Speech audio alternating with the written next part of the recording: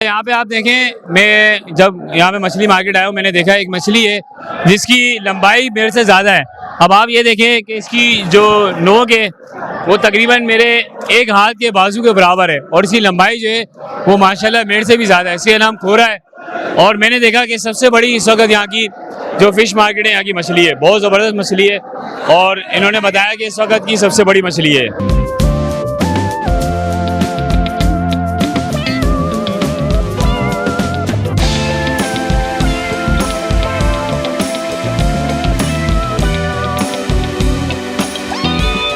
अच्छा ये बताएं कि आपके पास जो मछलियाँ कौन कौन सी नायाब नस्ल की है? नयाब नस्ल गिस्सर है, हीरा है, डाटी है, सुआ है।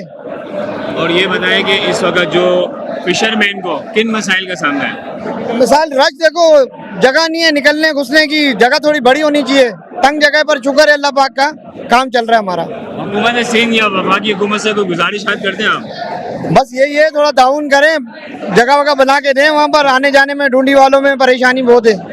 और दूसरा ये बताएं कि टैक्स से या पेट्रोल की कीमत बढ़ने से कोई नुकसान है? हाँ नुकसान है ना, पहले 50 रुपए लेते थे गेट पे, अभी 200 रुपए ले रहे हैं। रिक्शे वाले को अंदर आने के 100 रुपए ले रहे हैं, 150 रुपए ले रहे हैं। सुजुकी लाओ तो और ज्यादा 500 दो।